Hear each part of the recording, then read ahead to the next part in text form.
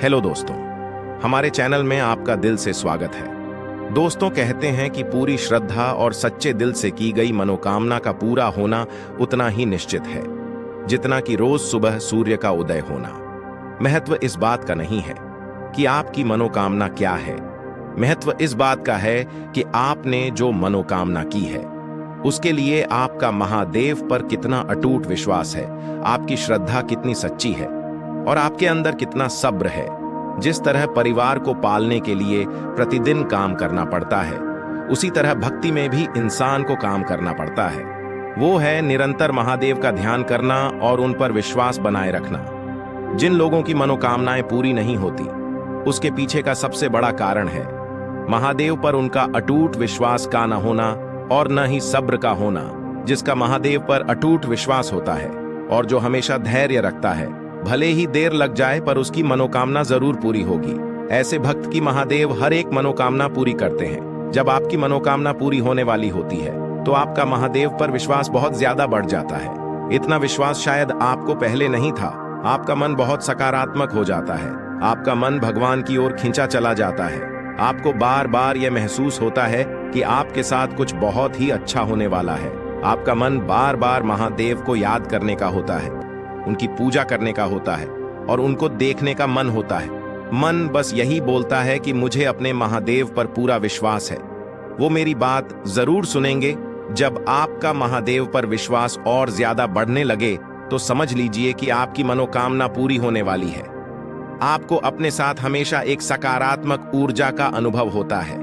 जिस तरह अच्छा समय आने से पहले महादेव हमें कुछ संकेत देते हैं और हमें एहसास हो जाता है कि हमारा अच्छा समय बहुत ही जल्द आने वाला है, उसी तरह जब आपकी कोई मनोकामना पूरी होने वाली होती है तो आपको अपने अंदर एक सकारात्मक ऊर्जा का अनुभव होता है कि मेरे साथ कुछ तो अच्छा होने वाला है, या जो मैं चाहता हूं वह जल्दी ही मुझे मिलने वाला है। आपके अंदर की नकारात्मकता खत्म होने लगती है और आप बस अच्छा और सकारात्मक सोचते हो, जिस वजह से आपको अपने साथ हमेशा एक सकारात्मक ऊर्जा का अनुभव होता है। जो आखिरी और महत्वपूर्ण संकेत है वह यह है कि आपकी जो भी मनोकामना है उसके मार्ग में जितनी भी बाधाएं हैं वह दूर होने लगती है। कई बार हमारी मनोकामनाएं इसलिए पूरी नहीं हो पाती, आप उन्हें पूरी होने में बहुत ही ज्यादा समय लग जाता है।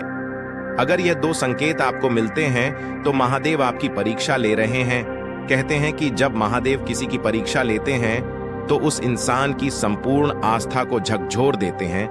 मतलब उस इंसान का जो महादेव पर विश्वास है वो पूरी तरह डगमगा जाता है। पर इस सब के बाद भी जो महादेव पर अपना अटूट विश्वास बनाए रखता है तो वही इंसान महादेव द्वारा ली गई परीक्षा में सफल हो पाता है और उसे जीवन में वो सब कुछ मिलता है जो उसने कभी सपने में भी नहीं सोचा हो। ऐसे इंसान पर महादेव का आशीर्वाद हमेशा बना रहता है। पहला संकेत यह है कि आपकी लाइफ में प्रॉब्लम और चैलेंजेस बढ़ जाते हैं। जब महादेव आपकी परीक्षा लेते हैं तो वह आपको लाइफ में बहुत से प्रॉब्लम्स और चैलेंजेस देते हैं कि इसके पीछे का उद्देश्य आपको स्ट्रांग बनाना होता है ताकि आप उन सभी बाधाओं को पार करके एक बेहतर और अच्छा इंसान बन पाऊं। इस बात को जरा ध्यान से सोचो, अगर आपकी लाइफ में प्रॉब्लम्स और चैलेंजेस ही नहीं होंगे तो आप बेहतर और अच्छा इंसान नहीं बन पाओगे। एक बात हमेशा याद रखना, महादेव भी उसी की मदद करते हैं जो खुद कुछ करने की हिम्मत रखता हो, न कि हाथ पर हाथ धरे बैठकर बस उम्मीद लगाए कि काश बिना कुछ किए ही मुझे सब कुछ मिल जाए। बिना कुछ किए तो महादेव का आशीर्वाद तक नहीं मिलता। अगर आपकी लाइफ में प्रॉब्लम्स और चैलेंजेस हैं तो बस इतना समझ लेना कि आप में कुछ तो खास बात है जो महादेव आपकी परीक्षा ले रहे हैं। दूसरा संकेत, जिस तरह भगवान आपको प्रॉब्लम्स और चैलेंजेस देकर आपकी परीक्षा लेते हैं, उसी तरह वह कभी कभी एकदम से आपका जीवन सुख और खुशियों से भर देते हैं। ये भी उनकी एक परीक्षा ही होती है। और दुखद बात तो ये है कि बहुत से लोग इस समय में महादेव को भूल जाते हैं।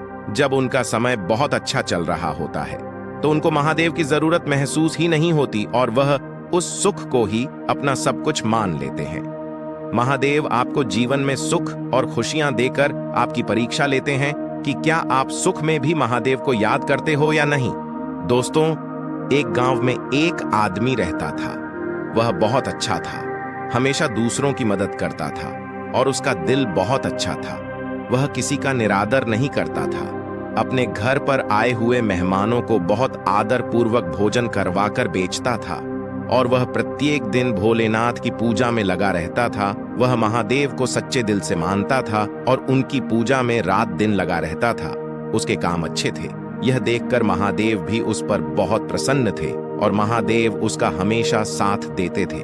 उसके साथ उसके बच्चे, उसकी पत्नी भी उसके साथ महादेव की पूजा किया करते थे। एक दिन की बात है, वह आदमी बहुत बीमार हो जाता है और उसके घर वाले उसको हॉस्पिटल में लेकर जाते हैं। जब वह उसे हॉस्पिटल में लेकर जाते हैं तो डॉक्टर उनको बताता है कि आपको अभी 10 लाख रुपए जमा करवाने पड़ेंगे। अभी के अभी पैसे जमा करवा दो, उसके बाद इनके किडनी का ऑपरेशन करना पड़ेगा। लेकिन दोस्तों, उनके पास इतने पैसे नहीं होते हैं कि वह अभी के अभी जमा करवा दें, तो वह बहुत घबरा जाते हैं। वह सोचते हैं कि ऐसी स्थिति में सिर्फ एक महादेव ही हमारी मदद कर सकते हैं और उसकी पत्नी मन ही मन में महादेव का जाप करने लगते हैं। ऐसा देखकर उसके बेटे को गुस्सा भी आता है कि हमारे साथ इतना बुरा हुआ है। मेरा पिताजी मरने की हालत में है और मेरी माँ फिर भी महादेव को ही पुकार रही है, लेकिन इसके अलावा उनके पास कोई और रास्ता भी नहीं होता। वह बहुत परेशान होकर हॉस्पिटल के बाहर खड़े हो जाते हैं। तो कुछ देर बाद एक डॉक्टर उनको बुलाने के लिए आता है कि आपको अंदर बुला रहे हैं। जब उसका बेटा अंदर जाता है तो वह बड़े डॉक्टर से मिलता है और वह डॉक्टर बताता है कि तुम्हारे पिताजी का ऑपरेशन हो गया है और वह अब बिल्कुल ठीक है। उनका ऑपरेशन बिल्कुल ठीक ठाक हुआ है। तुम्हें अब घबराने की जरूरत नहीं है। कुछ समय बाद तुम्हारे पिताजी अच्छी तरह स्वस्थ हो जाएंगे। तो वह मन ही मन में सोचता है कि जब मैं और मम्मी बाहर थे तो पैसे किसने दिए होंगे और कौन पैसे लेकर आया होगा।